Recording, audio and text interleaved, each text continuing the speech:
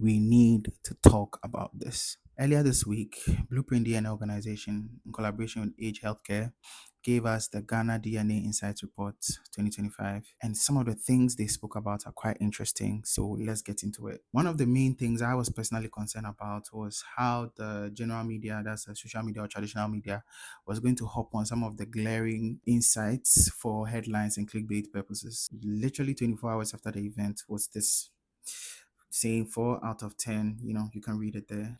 That would be quite an inaccurate statement to make because we should note that one, the sample population was a very small one, which is about 500 people all across the country. So it will be very difficult to make inferences of this sample population to represent the true nature or the true statistics as a country. Secondly, to almost all, close to about 90% of the individuals who took some of these tests already had pre-existing doubts and were nursing some uncertainties, which led them to take these tests. And a more accurate statement, thesis statement, will be to say that if somebody is already having doubts or having uncertainties concerning the status of their child, then this individual will have about a 50% chance, 40 to 50% chance that this child is not theirs, which is still concerning.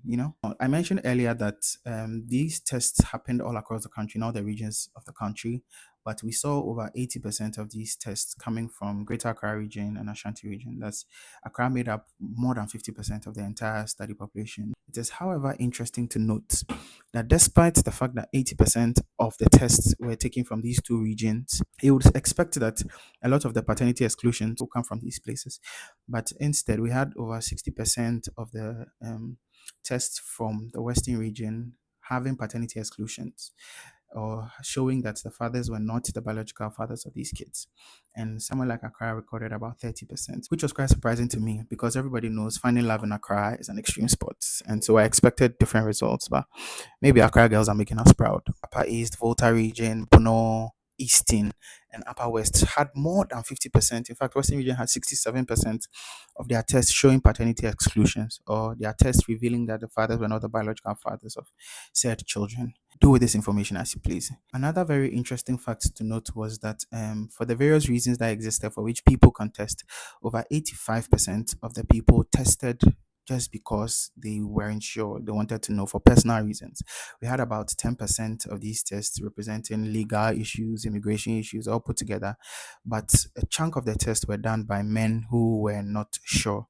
Now, I say men because there was another study that was done that showed that over 97, in fact, 97% of all the tests were done without the mother's inclusion.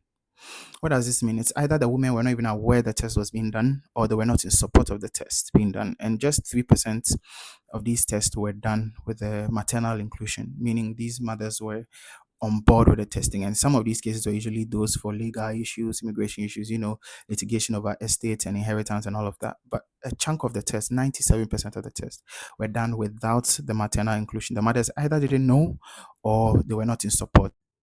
Another important factor I must mention is the age group of the men who take these tests for their kids. And the highest prevalence was for the men between the ages of 30 to 39, making up over 40% of the individuals who took these tests for their kids. I think it's an indication that people are becoming more aware and the younger generation are, for the lack of a better phrase, are becoming wiser.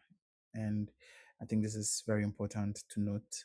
Personally, putting my professional cap aside, personally as a man, it's important for me to know these things. I think these things are conversations people have already, and we've had some prominent people in our country and in the world who have had issues over paternity testing and all of that, and the fact that some kids are not theirs. And this is a major thing to consider, especially as a man if you're looking to go into the way of family. It's very easy to latch on some of these numbers to start making broad assumptions and conclusions. But like I said earlier, these numbers represent a very small fraction of the general population. And as such, for some of the comparisons that were run, the results may not be statistically significant.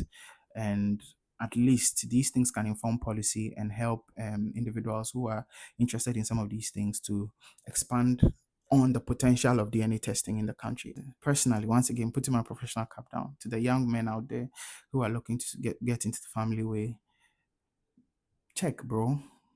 I mean, these days, some of these test kits are sold in the hospitals and clinics and all that. It helps with clarity of mind. If you're having doubts or anything, you check and child is yours. It clears your doubts and it can help even foster a stronger relationship between your partner and your children.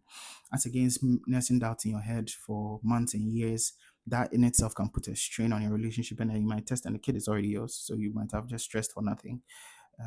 In the event of the opposite happening, where you have the kids not being yours, you can advise yourself based on your personal values and morals, what you want to do, and make sure you're expending resources where necessary because, streets ain't safe anymore.